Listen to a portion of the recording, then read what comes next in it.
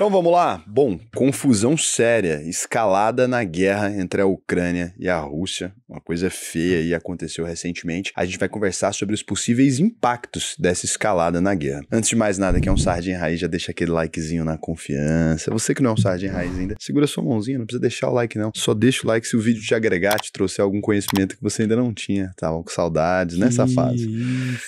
Então o que aconteceu, cara? Assunto sério, muito triste aqui, né? Essa complexidade aí que a gente tá vivendo. No dia 21 de novembro de 2024, não sei em que data você tá vendo o vídeo, por isso que eu achei bom falar, a gente teve uma escalada significativa. A Rússia lançou um míssil balístico intercontinental em Mach 10, significa 10 vezes a velocidade do som, né? Então é um míssil muito específico, ela não tinha testado isso ainda, e ela avisou para os Estados Unidos, né, que ia lançar, e os Estados Unidos conseguiram confirmar, com base em dados de radares aí, que se tratou de fato de um projétil balístico de alcance médio aí, que a Rússia lançou. Esse desenvolvimento acaba intensificando aí a crise com a Ucrânia, que acabou revidando, então agora realmente a gente tem uma escalada grande. Quando isso aqui acontece, assim, eu não sou, né, especialista em geopolítica, mas a Rússia acabou sinalizando para o Ocidente que assim, olha, a gente está disposto a escalar isso aqui mesmo, e se vocês entrarem no meio agora, vocês também podem ser alvos, né? Então eles falaram pela primeira vez da hipótese de colocar o Ocidente como alvo se o Ocidente tentar intervir de qualquer maneira. Então agora a Rússia escalou de vez, e esse aviso para os Estados Unidos, com esse míssil específico também, ele mostra, né,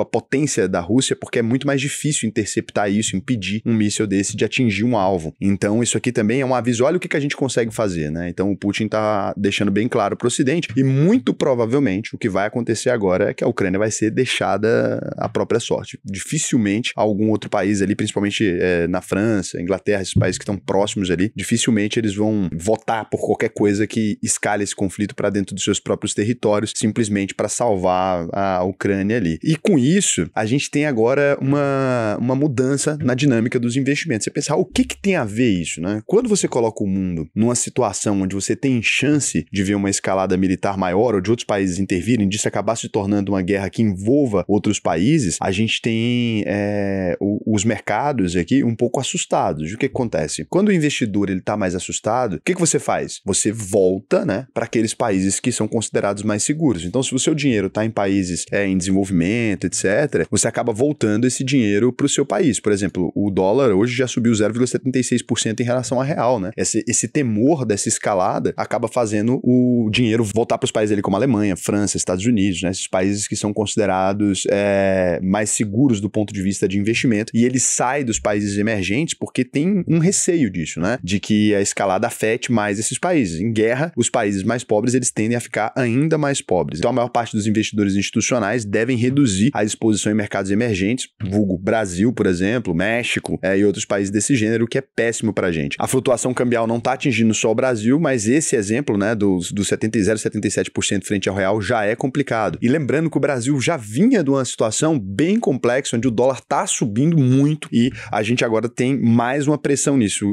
Tá empurrando o dólar praticamente para bater R$6, né? Agora, outro fato relevante também pra gente é que o Brasil é um exportador de quê? De commodity. Quando a gente fala commodity, qualquer produto que independe da marca, tá? Você vai comprar um saco de laranja, te interessa quem produziu a laranja? Não, não interessa a qualidade daquela laranja. Você vai comprar 1 quilo de carne, te interessa quem produziu a carne? Não, te interessa a qualidade daquela carne. Então, tudo isso é commodity, produto que não tem valor agregado em si a marca ali, né? Então, quando a gente fala de minério de ferro, etc. Eu tô explicando de maneira mais simples, porque eu sei que nem todo mundo do canal aqui compreende bem esses termos, né? Então, as commodities, que é o que a gente exporta principalmente, num momento de crise, elas costumam aumentar de preço. E a gente tem aqui petróleo e gás com a alta muito maior agora, graças à preocupação com a oferta, porque a Rússia é um dos principais exportadores desses recursos, ela abastece boa parte da Europa com gás, e se tiver que ter algum tipo de sanção ali para falar que fez alguma coisa, porque dificilmente vão entrar num conflito militar mesmo com a Rússia, eles devem simplesmente aplicar algum tipo de sanção. Então, a gente deve ver o aumento do preço disso no mundo todo aí. E para o Brasil, nesse sentido, né, para nossa balança comercial, acaba sendo um lado positivo. Então, se de um lado é negativo, né,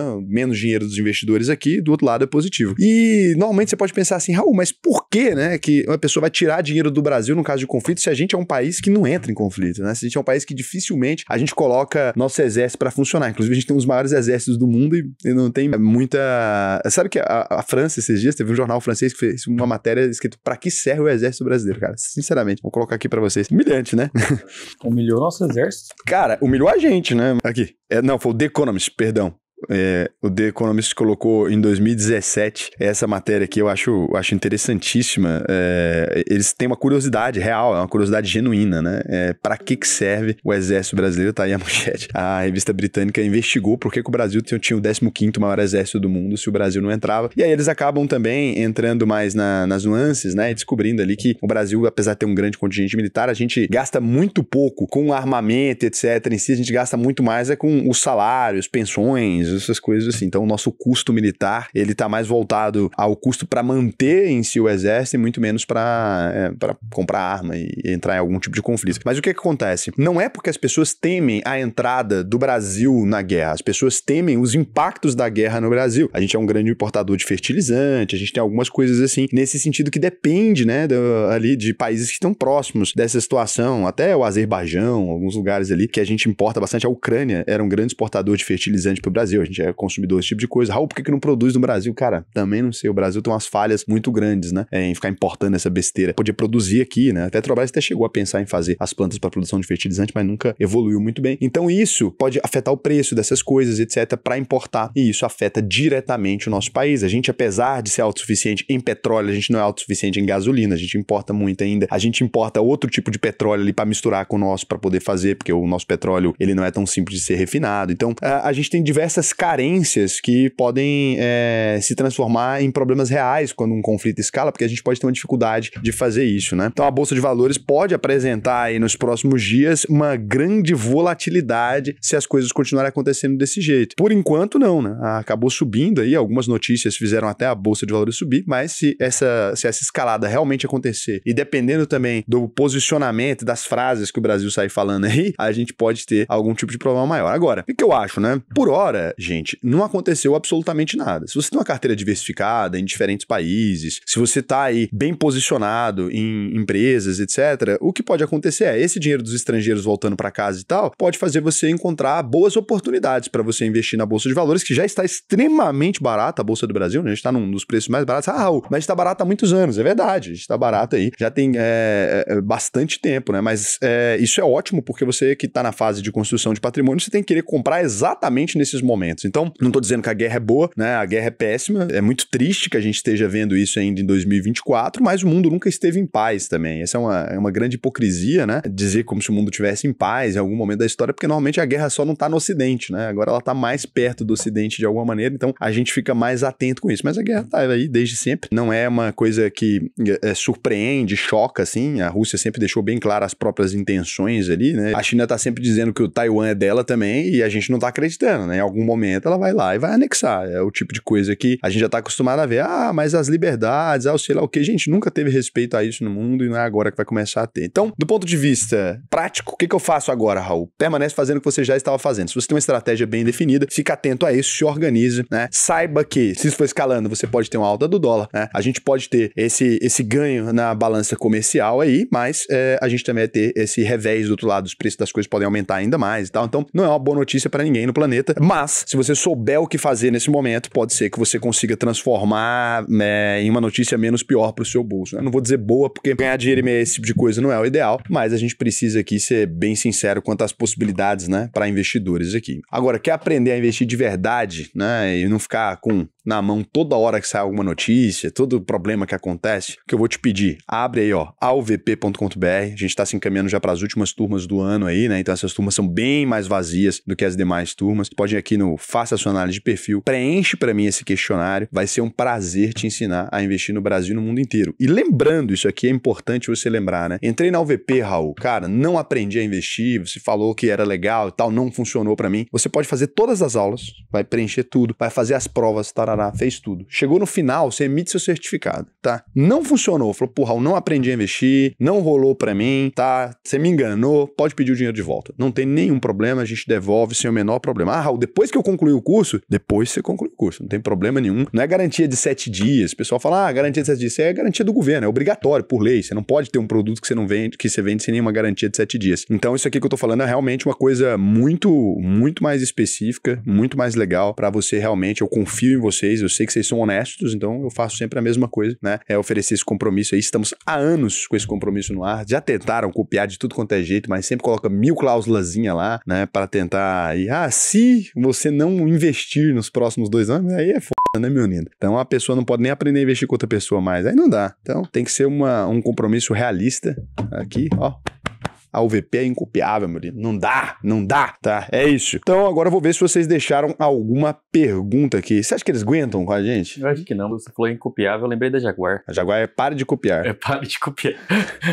Ó, o Carlos Eduardo TZ1FS há 1 hora, né, comentou aqui. Pergunta: com os governos ao redor do mundo querendo criar suas próprias moedas digitais, inclusive o Brasil com aquele papo do real digital, em um futuro razoavelmente distante, haveria a possibilidade dessas moedas digitais de países causarem uma desvalorização do Bitcoin, do qual ele não consiga mais ganhar todo esse valor de volta? Ô, meu lindo, a moeda digital dos países não é uma concorrência pro Bitcoin, né? Não faz nem sentido essa análise, eu acredito, viu, Carlos? Eu não entendi nem por que elas estariam correlacionadas de alguma maneira. Exemplo, a China lança uma moeda digital e vai todo mundo correndo vender Bitcoin e comprar essa moeda na expectativa de pegar a valorização dessa possível moeda. Pô, quem que vai comprar a moeda da China, cara? Isso é doido, cara. E assim, essa é uma pergunta bem das ignorantes mesmo. Sim, não sou grande manjador de nada, mas pensei nessa possibilidade. Não tem nenhum sentido não, Carlos. Mas a gente tá junto aqui. A ignorância é uma virtude quando anunciada. A ignorância só não é boa quando você guarda ela pra você. Porque quando você mostra pras pessoas que você é ignorante, a chance de você aprender é sempre boa. Por isso seja burro, né? Sempre. Coloca aqui. Seja burro. Inclusive, vou mandar espalhar isso nos outdoors pelo Brasil. Seja burro. É importante. Artesã Dani Martins, parabéns pelo artesanato. E pergunta: sou doméstica / artesã. Estou começando a comprar criptos. Pouco investimento, estou investindo mais em ações. Nessa alta do Bitcoin é melhor comprar Ethereum? Maria que vai com as outras ou vai no Bitcoin mesmo? Minha senhora, nessa alta você evita, né? Você não estava comprando esse tempo todo. Agora que o negócio sobe, você começa a querer comprar? Não faz isso, tá? Espera esse indicador aqui, ó. Fear and Greed Index. Você vem aqui no Fear and Greed Index, né? Fear and Greed Index, você vem aqui, Alternative, ó. Fear and Greed Index, olha só, estamos no extreme greed, tá? Pode se guiar só por isso aqui. Quando tiver muito baixo aqui, ó, quando tiver no extremo medo, quando todo mundo estiver falando que o Bitcoin acabou, você vai lá e fala, pô, agora eu comprarei. Ó, tava até vendo um vídeo aqui do... Como é que é o nome desse menino? O Vlad. Sabia que a gente se conhece pessoalmente, eu e o Vlad? Quando eu nem criava conteúdo ainda? Conheço o Vlad. Que isso? Já estive nos Estados Unidos com o Vlad. Eu e o Vlad. Eu gosto do Vlad. Eu também. Gente boa o Vlad, viu, na vida real. Grande homem. Então, um rapaz muito simpático, né? Muito simpático, muita gente fina. Fomos apresentados, a gente se conheceu, trocamos uma ideia. Daí a gente se segue no Instagram, mas nunca se fala. É só um... Opa, sei que você tá aí. E ficou assim. Thiago C123, deve ser a cilindrada da moto. Pergunta idiota. Pô, vocês estão falando que é idiota, eu tô preocupado. O que impede que o volume total do Bitcoin não supere um dia o valor de dinheiro de verdade disponível no mundo? Se isso acontecer, o Bitcoin quebra? Ô, meu lindo, quando... Boa pergunta, na verdade. Isso aí não é idiota, não. Quando você diz que o volume de algo, né, em market cap vale X, você tá pegando a última negociação feita e multiplicando pela quantidade daquilo no mundo. É assim que a gente calcula a fortuna de bilionário. Não significa que se a gente quisesse vender na prática todo mundo... ia ter que comprar, então não tem problema. Uma coisa pode ter mais valor de mercado do que tem no mundo. Mas, porra, tá muito longe. Só pra deixar bem claro, né? Deixa eu ver aqui, cara, quanto dinheiro tem no mundo atualizado. Olha, cara, em 2024, existe algo em torno de 118 trilhões de dólares no mundo. Tá muito longe do Bitcoin chegar nesse volume. E também não afetaria em nada, mas tá muito longe desse volume. É igual o dinheiro do banco também. É dinheiro do banco imobiliário, pô. Ninguém se liga nisso aí não, cara. Inclusive, sabe o que tá na moda agora? A pessoa tá comprando cartinha do Pokémon, cara. Digital. Aí eu achei, assim, legal, porque eu gostava de jogar Pokémon, Trading Card Game, né? Eu jogava também Magic, né? Inclusive, eu comecei a jogar esse jogo de cartinha, porque eu era apaixonado na menina da minha sala, japonesinha, quando eu era bem criança. E ela... Karina, abraço, Karina. Aí, tava lá, ela... jogava as cartinhas de Pokémon, daí eu tava apaixonado nela. Daí comprei um baralho, gastei todo o dinheiro de 6 meses da minha vida com um baralho. Eu jogava Yu-Gi-Oh! Comprei o Koga. Mas Yu-Gi-Oh! Era top. Mas Yu-Gi-Oh! Era bom porque era falsificado, tinha tudo, todo mundo tinha todas. Sabia que eu tenho um primo, o Anderson, ele desenhou as cartas de Yu-Gi-Oh! Porque ele não tinha dinheiro pra comprar as cartas de Yu-Gi-Oh! A gente jogava com as cartas que ele desenhou. Cara, você vê que a pobreza, ela cria talento, ela cria arte. Ele desenhou uma por uma. O Mago Negro, desenhou todas. Ficou incrível o baralho de Yu-Gi-Oh! Aí depois lançaram aquelas pequenininhas que você podia comprar no supermercado, lembra das pequenininhas? As marronzinhas. Aí ele parou de desenhar. Você vê que a oportunidade, ela tira o talento. Isso é verdade. É isso. Então, você que jogava Yu-Gi-Oh! Comenta aqui, ó. Yu-Gi-Oh! Você que jogava Magic, comenta Magic. Magic era jogo mais dos intelectuais ali. Hoje em dia a gente sabe se isso é um nerdola que não come ninguém. Mas na época era visto como algo grandioso, né? E se você que joga Pokémon, com certeza, Trading Card Game, você preservou sua virgindade até os 25 anos, que é importante pra sociedade. Então com certeza você não transa também. E você tinha espinha e acha que vagina é uma cor de esmalte. Beijo.